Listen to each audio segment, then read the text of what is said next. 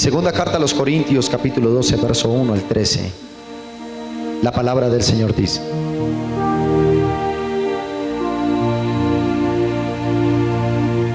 amén. Lo tiene, te va a salir allí en pantalla. Segunda de Corintios 12, 1 al 13, dice la palabra del Señor. Léalo conmigo. Ciertamente no me conviene gloriarme, pero vendré a las visiones y a las revelaciones. Conozco un hombre en Cristo que hace 14 años, si en el cuerpo no lo sé, fuera del cuerpo no lo sé, Dios lo sabe, fue arrebatado hasta el tercer cielo. Y conozco a tal hombre, si en el cuerpo o fuera del cuerpo no lo sé, solo Dios lo sabe. Fue arrebatado al paraíso, donde oyó palabras inefables que no le es dado al hombre expresar. De tal manera que me glorié, diga conmigo, me glorié. Pero de mí mismo en nada me glorié, sino en mis debilidades. Sin embargo, si quisiera gloriarme, no sería insensate, porque diría la verdad, pero lo dejo para que nadie piense de mí más lo que de mí ve u oye de mí. Verso 7. Para que la grandeza de las revelaciones no me exaltase desmedidamente, me fue dado un aguijón en mi carne. Diga conmigo, un aguijón en la carne. ¿Quién es el aguijón en la carne? Un mensajero de Satanás que me abofetee para que no me enaltezca sobre manera. Respecto a lo cual 3 veces le he rogado al Señor que lo quite de mí. Y me ha dicho: bástate mi gracia, porque mi poder se perfecciona en la debilidad. Leamos todos juntos, por favor, esa última parte, verso 9. Léalo conmigo. Me ha dicho el Señor: bástate mi gracia, porque mi poder se perfecciona ¿en qué? Diga conmigo bien fuerte: en mi debilidad. Por tanto, de buena gana me glorié más bien en mis debilidades, para que repose sobre mí el poder de Cristo. Por lo cual, por amor a Cristo, me gozo en mis debilidades, en mis afrentas, en mis necesidades, en mis persecuciones, en mis angustias. Porque cuando yo soy débil, entonces, dígalo la iglesia, dígalo más fuerte. Verso 11. Me he hecho un necio al gloriarme, vosotros me obligasteis a ello, pues yo debería ser alabado por vosotros, porque nada he sido menos que aquellos grandes apóstoles, aunque nada soy. Con todas las señales de apóstol han sido hechas entre vosotros con toda paciencia, por señales, prodigios y milagros. Porque ¿en qué habéis sido menos que las otras iglesias, sino que yo mismo os he sido carga? Perdonadme el agravio. Amén y amén. Quiero comenzar por esto. El apóstol San Pablo lo decía el viernes. Quiero predicarlo el viernes, el próximo domingo. En este capítulo 2 de la carta o la epístola a los Corintios, a Corinto, estaba contando su testimonio. Pablo está contando su testimonio, cómo fue su conversión. Yo no sé aquí cuántos recuerdan cómo fue su conversión, o cuando por primera vez fue a la iglesia o tuvo un encuentro genuino con el Espíritu Santo. Yo lo tuve el 2 de agosto del año 1985 en una iglesia en el centro de esta ciudad, a la edad de los 5 años, y nunca hasta este día, después de 30 y tantos años de vida cristiana, se me ha olvidado ese día sagrado, cuando siendo un niño me tiré de rodillas y lloraba en la presencia del Señor, entregándole mi vida. Con 5 años de edad, teniendo ya una conciencia de que Cristo podía ser mi Señor, mi Salvador, le entregué mi vida. Y puedo decir que con un bache de 4 o 5 años a lo largo de mi vida cristiana, que me alejé del cristianismo, nunca parte de esos 5 años he dejado de amarlo con tanta intensidad como lo amo ahora. Es más, siento que ahora lo amo más que cuando lo recibí en mi corazón, aún siendo un niño. El apóstol Pablo está diciendo hace 14 años, mire, nos da un dato tremendo. Cuando escribe la segunda carta, o tal vez tiempo antes o tiempo muy exacto, no lo sabemos, pero cuando escribió esta carta está diciendo, al escribir esta carta le relato que hace 14 años yo le entregué la vida a Cristo.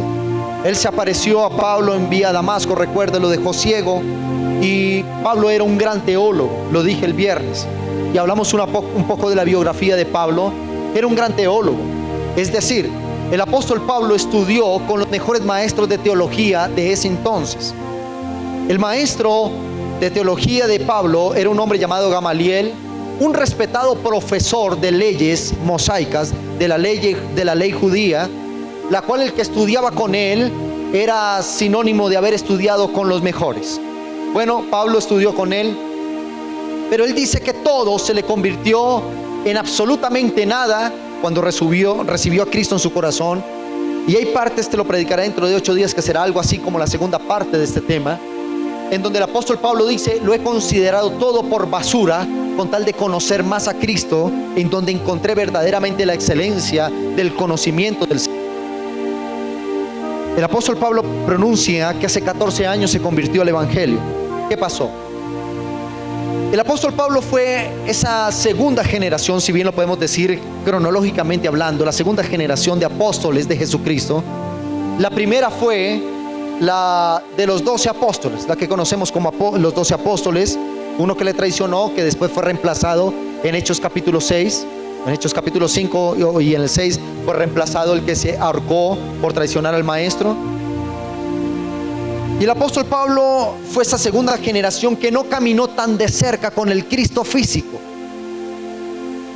Se puede decir que Pablo, de cierta manera, pudo haber conocido a Cristo físicamente, pero tal vez era un niño, tal vez era muy pequeño, tal vez era muy joven. Pablo, cuando creció basado en su teología, Pablo fue uno de los perseguidores de la iglesia cuando su nombre era Saulo de Tarso. Un hombre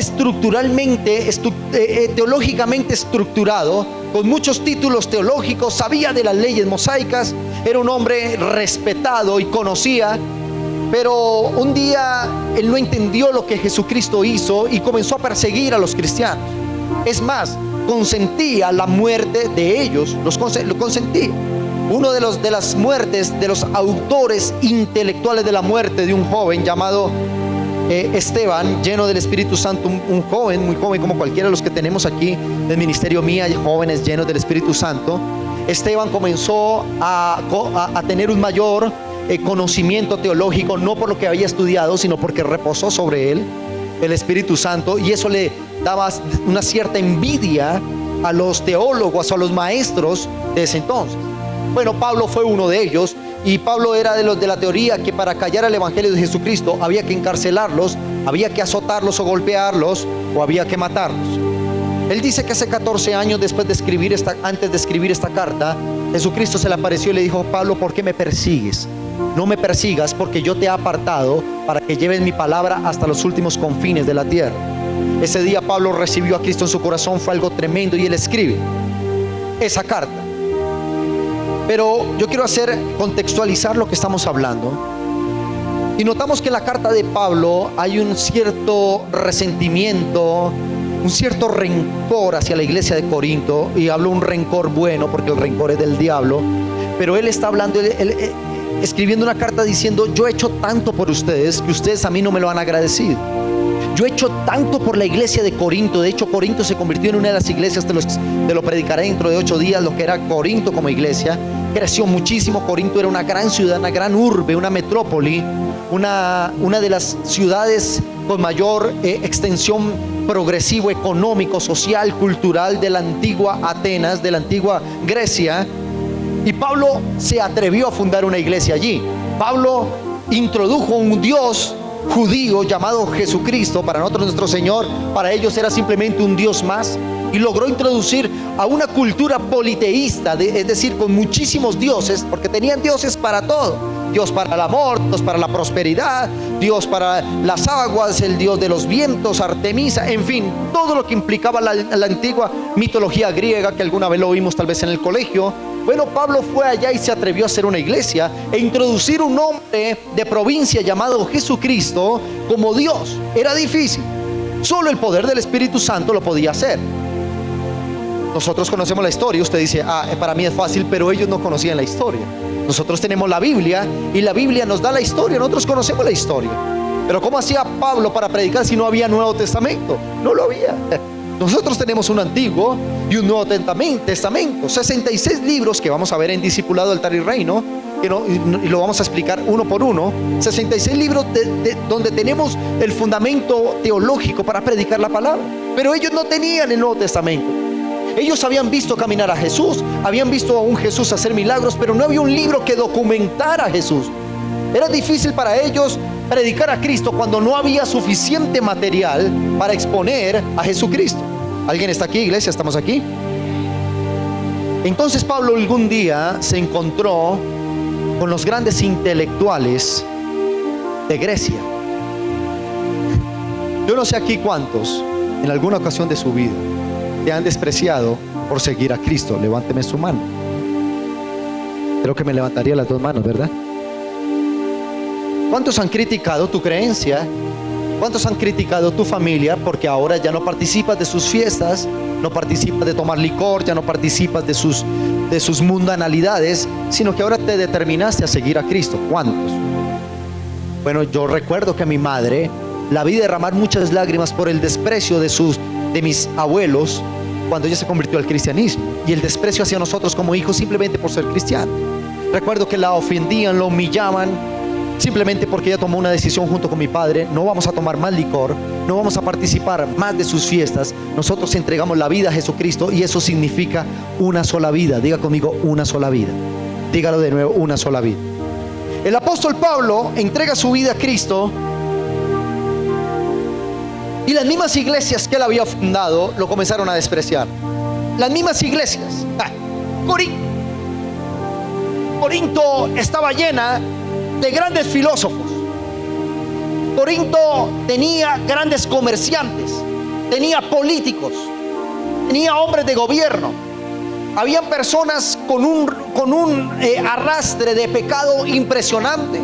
Tal vez mira, había una característica en Corinto, y es que había algo que se llamaba la prostitución cultural.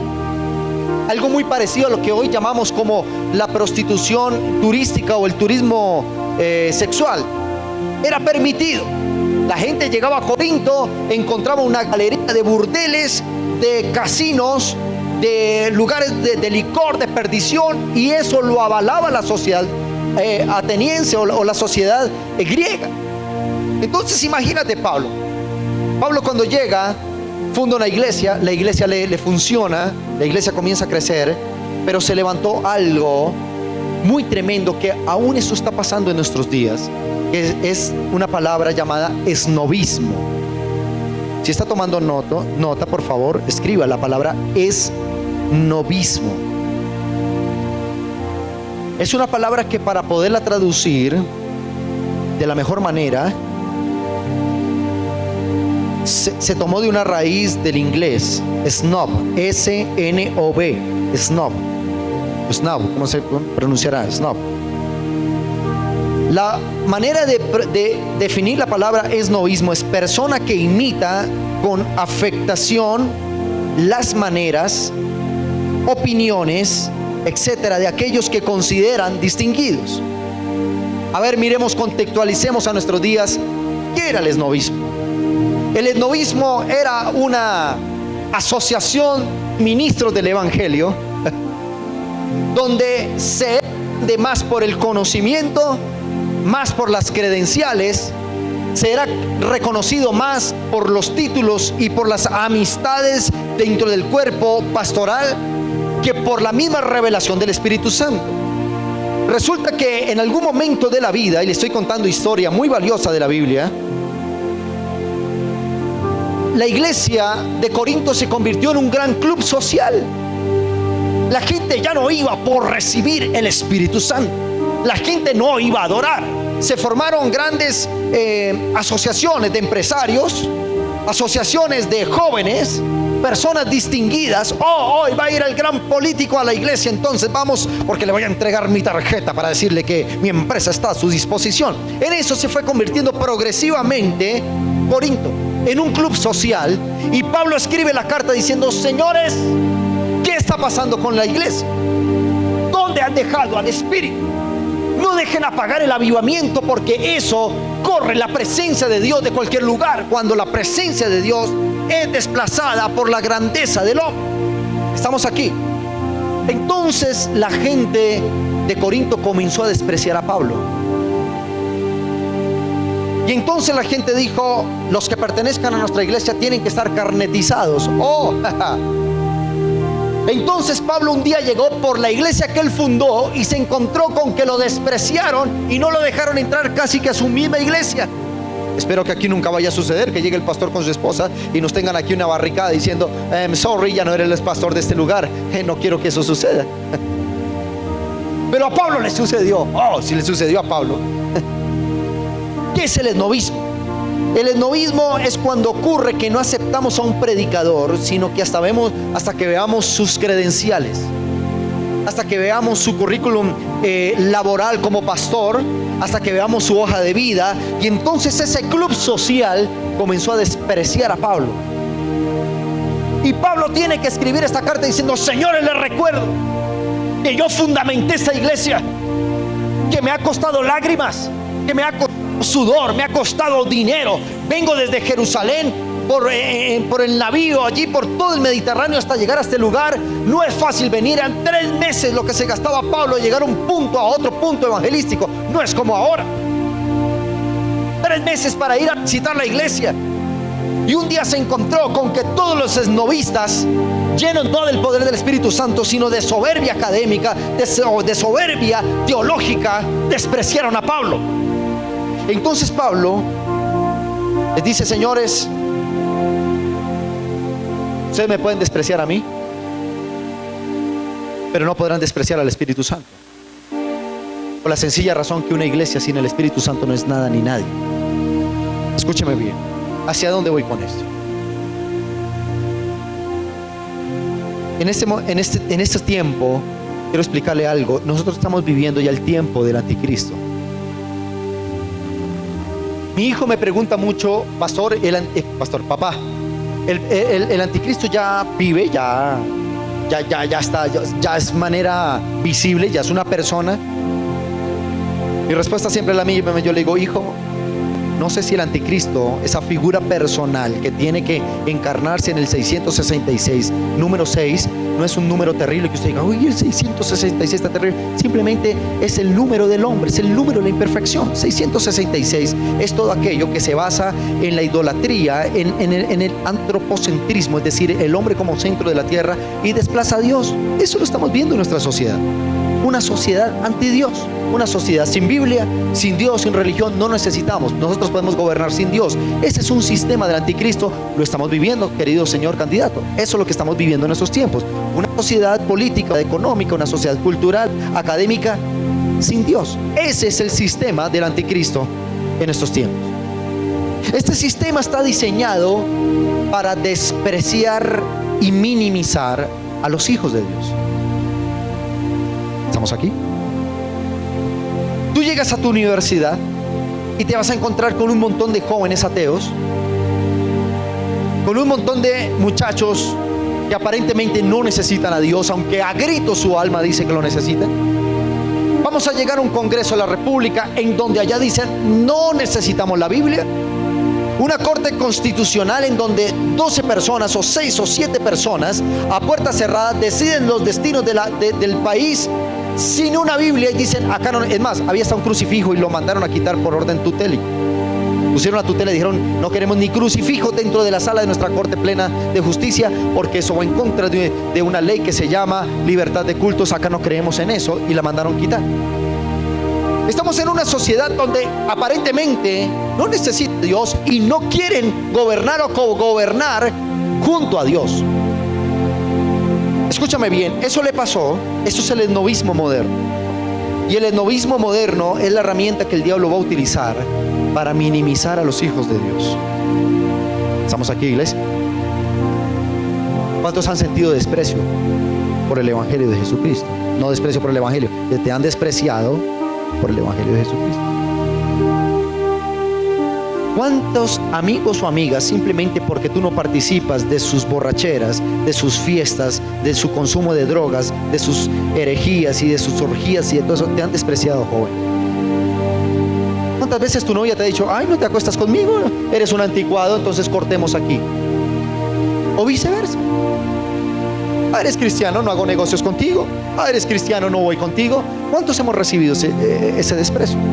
Diga conmigo, bienaventurado los que por causa de Cristo son despreciados. ¿Hay alguien aquí? Levante una ofrenda de aplausos al Señor.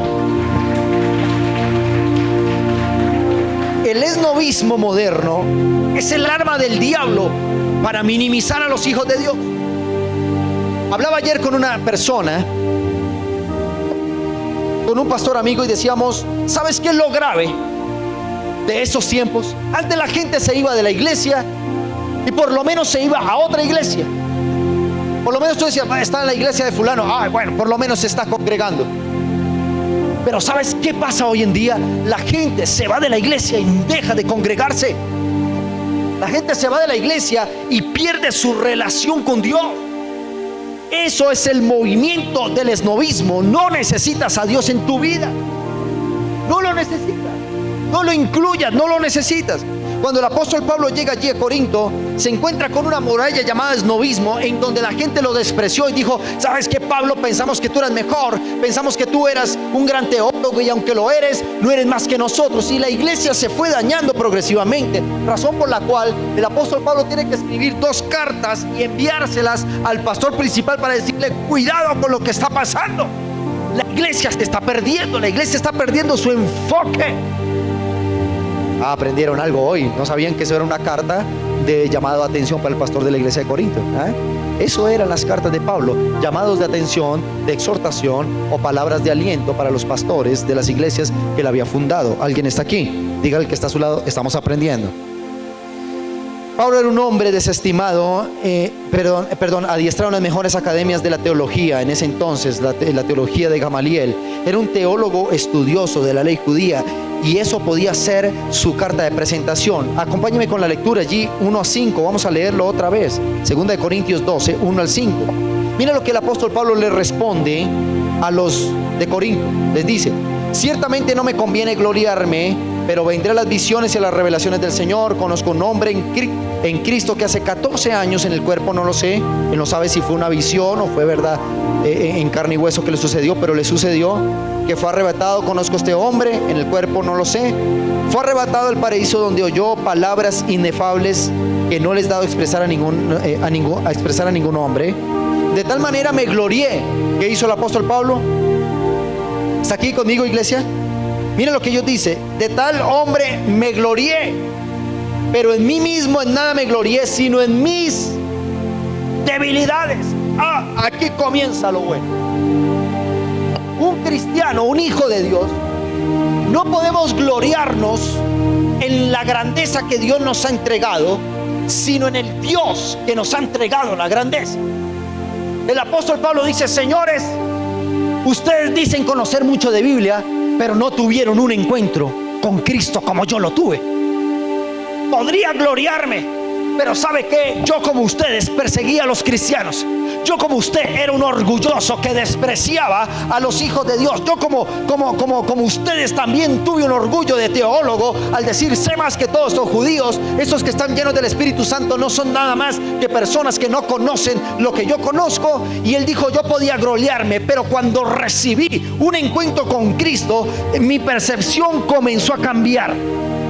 Es decir, él dice, yo tengo más autoridad que ustedes que son grandes teólogos o grandes políticos o grandes personas. Tengo más que gloriarme. ¿Por qué? Porque tuve un encuentro personal con Cristo, y eso me bastó para mí, para caminar en mi ministerio de manera correcta.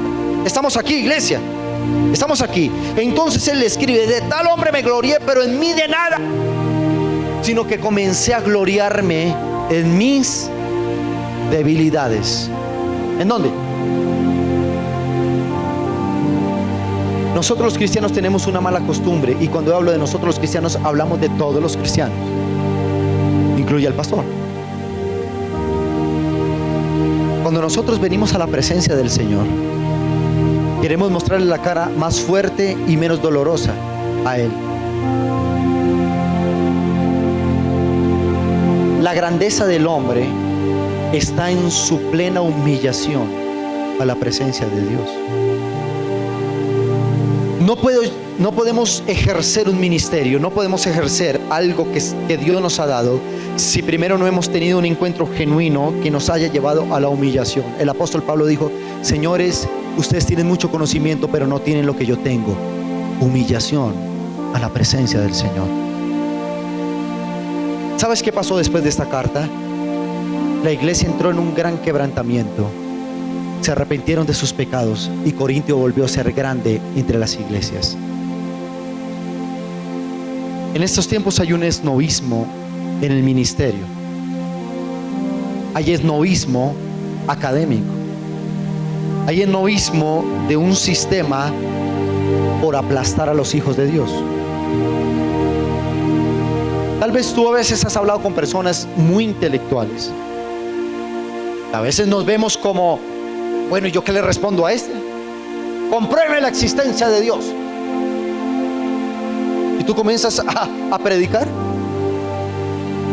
y él saca sus argumentos y sus contraargumentos. Los cogen a ustedes, chicos universitarios, y los quieren voltear 180 grados. Demuéstrame que tu Dios de verdad existe. ¿Por qué tengo que creer en tu Dios? ¿Qué señal haces? Como le dijeron los fariseos, ¿qué señal haces para que yo crea en ti? Le dijeron a Jesús. ¿No le ha pasado?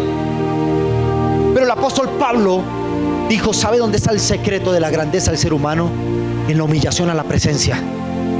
Te vengo a decir algo: que un minuto en humillación a la presencia de Dios es más grande que 5 años de teología. Un minuto en la presencia del Señor es más grande que cualquier político. Un minuto en la presencia del Señor te puede dar lo que ningún político en décadas nos ha podido dar. Un hombre, una mujer rendido a la presencia de Dios, humillados a la presencia de Dios, puede traer el cielo a la tierra y puede coger a todos los sabios de esta tierra, darle 3 vueltas y te van a decir: ¿sabes qué? No podemos contigo. A partir de ahora quiero seguir a tu Dios. Aleluya. ¿Cuántos dicen amén? Diga conmigo: la clave del propósito de Dios es darle toda la gloria a Él y aterrizarnos. Termino con esto. El apóstol Pablo se estaba confesando. Lo voy a predicar, lo prediqué el viernes. Y tú y yo nunca debemos ocultarle nada a Dios. ¿Cómo te sientes? ¿Cómo estás hoy? ¿Bien?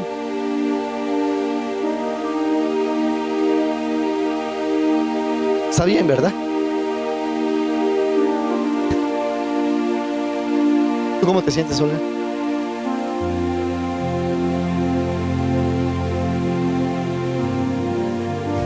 Nosotros siempre: ¿cómo estás? Muy bien. Pero a veces estamos que nos reventamos por dentro y lo sabemos. ¿Sabes qué le pasó al apóstol Pablo? Él dejó de mostrar la faceta fuerte de ese hombre tan fuerte. No, a mí no me pasa nada, yo tengo al Espíritu Santo, yo no lloro. ¿Sabes qué hizo? Dijo: ¿sabe qué, señores Corintios? Ustedes me hicieron derramar varias lágrimas. Que les confiese, sí, me sentí triste, me sentí desplazado cuando ustedes no me vieron más como su pastor. Él lo está escribiendo de su manuscrito, está diciendo: me siento decepcionado, me siento desilusionado. ¿Qué dirá Pablo? Wow, el gran Pablo, el gran teólogo, el que tuvo un encuentro con Cristo. ¿Sabes dónde le encontró? Cuando yo le confieso mi dolor a Dios, Dios se hace fuerte en mí.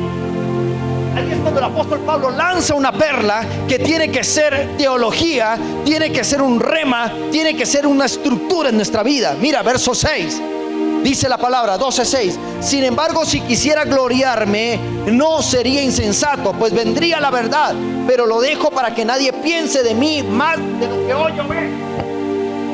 Levante su mano derecha y diga conmigo: en los próximos días voy a tener que dejar de alabarme, de exaltarme, de estar pregonando lo que hago, y la grandeza de Dios va a hablar por mí. No tienes que pronunciar nada para que la gente detecte que la gloria de Dios está dentro de ti. Eso te lo profetizo en el nombre de Jesús. Aleluya. Aleluya. Diga conmigo: hay momentos tan difíciles que tengo que hablar para que me reconozcan algo. ¿Usted no ha escuchado esta frase en casa?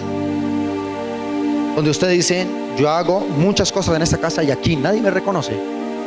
No, acá no vienen, a esta iglesia no vienen. ¿No le ha dicho usted alguna vez a sus hijos: ¿y usted quién fue el que los crió? Cuando los hijos comienzan con el espíritu de esnovismo: ay, mi mamá no sabe nada. El espíritu esnovista se apodera de los hijos a veces y quieren parecer 5 estratos más que la mamá y el papá. Ay. Entonces la mamá hace una cosa. No, acá a esta iglesia no vienen, no. Van a otra iglesia, aquí no. Y entonces la mamá saca su carta, su epístola, y dice: ¿y quién es la que le hace todo a usted? ¿Quién es la que mantiene limpio? ¿Quién es la que mantiene el orden? Y eso sí que es. No, vuelvo, se lo reitero, acá a esta iglesia no vienen, eso es en otra iglesia.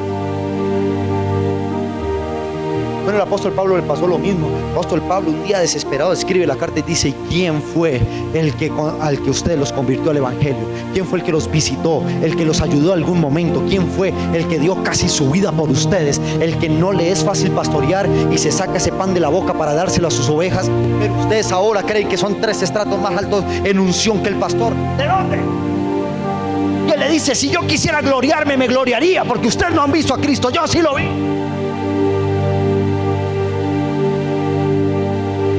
Y la gente te puede llegar y decir: wow, el cristiano no necesitamos. Tú puedes decir: sabes que yo hablo en lenguas, tú no. Tú puedes decir: yo adoro, y cuando adoro la presencia de Dios cae. Yo adoro, y cuando predico sanidades hay, milagros hay. Pero tú no lo andas diciendo. Tú esperas a que esos hechos con demostración de poder sean los que hablen por ti. Escúcheme bien. El apóstol Pablo dice: ¿y sabe qué Dios me dio para que no me enaltezca? Mira lo que dice el apóstol Pablo, verso 7, termino con esto, verso 7. Él dice: para que yo no me enaltezca, para que la grandeza de las revelaciones no me exaltasen desmedidamente.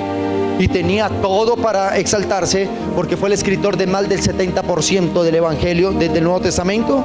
Me fue dado un aguijón, diga conmigo, un aguijón. Dígalo de nuevo: un aguijón en mi carne, un mensajero de Satanás que me abofetee para que no me enaltezca. Estamos aquí, iglesia.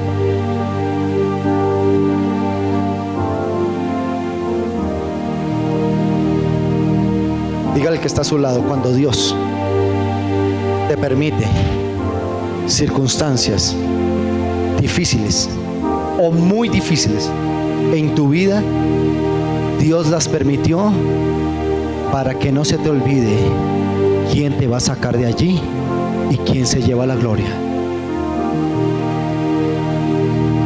¿Alguien está aquí? ¿Sabe qué piensan de nosotros los pastores, que tenemos una vida tan perfecta?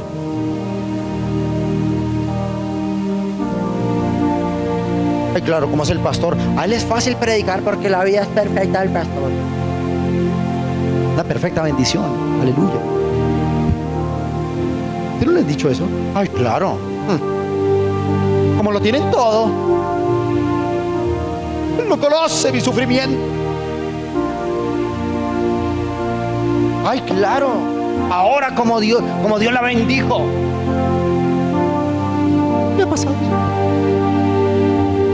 El apóstol Pablo está diciendo: señores, Dios me recuerda todos los días a través de un aguijón. No sabemos teológicamente qué es ese aguijón. No lo tenemos muy claro. Hay varias, pero no las voy a exponer ahora para que no estemos seguros teológicamente qué es. Pero el aguijón de Pablo dice: es un mensajero ¿de quién? De Satanás. ¿Para que qué? Para que me abofetee.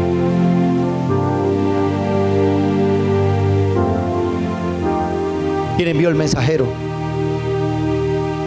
Dios. ¿A quién le permitió Dios tocar a Job? O a Satanás tocar a Job. Dios mismo. No, los cristianos no nos endemoniamos. Claro que nos endemoniamos a veces. Y sabes para qué es? Para recordarte que hay un Dios en el cielo, que tú y yo no valemos nada sin Él, que esta iglesia no tiene sentido si no es por la gracia, el perdón, la paciencia, el propósito y la verdad de Cristo. No somos nadie. Tu empresa no es nada si no está en medio Cristo. Tu hogar no es nada si en medio de Él no está Cristo. Por eso vienen estos aguijones, para decir: hey, señores, les recuerdo que hay un Dios superior, hay un Dios que está en el cielo, quien los ha mantenido con su misericordia. El apóstol Pablo dice: ese aguijón me abofetea. Es un mensajero de Satanás. ¿Para qué? Para que no me enaltezca. ¿Para qué? El espíritu esnovista se puede filtrar en un ministro de Dios. El espíritu esnovista puede posarse en el corazón de un pastor, de un profeta, de un apóstol. El espíritu esnovista puede posarse en un padre, en una madre, en un hijo, en un gobernante. Lo puede hacer. ¿Qué es el espíritu esnovismo? El espíritu que desprecia todo lo que es la presencia de Dios. Ay, yo no me meto con Dios. Sí, pero si usted se mete con su mamá, ya se está metiendo con la presencia de Dios. ¿Estamos aquí? El apóstol Pablo dice: ese aguijón que me fue dado me recuerda que en mis debilidades Dios es donde se comienza a ser fuerte. El objetivo de este mensaje, ¿cuál es? Poder decirle a la iglesia: no busquemos ser fuertes, busquemos ser humillados, porque la ley física, química, matemática del cielo es: el que se humilla será exaltado, y el que se exalta será humillado. Vamos a por las esferas del poder con la cabeza agachadita. Vamos a llegar calladitos, vamos a llegar de rodillas a la presencia del Señor. Albert Einstein dijo: el hombre se ve más grande de rodillas que de pie. Las grandes batallas se ganan de rodillas. Las grandes batallas no se ganan acá el pastor predicando solamente. ¿Sabe dónde están mis grandes batallas? Cuando vengo un lunes en la mañana, un viernes en la mañana, un sábado, todos los días en la mañana estoy aquí, y entonces a solas con el Señor le hablo, le digo: Señor, me siento triste, o me siento feliz, o muchas cosas pasan 2-3 horas en la presencia. Ahí es donde yo me lleno realmente de la presencia. Y cuando llego a ese altar, llego porque tuve una carga de revelación, una carga de humillación, de tirarme, postrarme en este altar delante de la presencia de Dios y decirle: Señor, haz tú todo lo que quieras, ven a hacer conmigo. Ese es el secreto de la unción, ese es el secreto de la revelación, ese es el secreto de predicar la palabra. El secreto de pastorear no está en tus libros, no está en tus títulos, está en unas rodillas dobladas ante la presencia del Señor. Decir: tengo de qué gloriarme, pero prefiero darle la gloria a Dios. Ese día cae una unción de grandeza sobre cada uno de nosotros. Y yo te profetizo, iglesia, que esta mañana nos vamos a doblegar nuestras rodillas delante de Él. Dios te va a soltar la grandeza en el resto del año que queda, a tu vida, a tu casa, a tu familia. Alguien debe aplaudirle al Rey de gloria en esta tarde. Aleluya. ¿Cuántos dicen amén?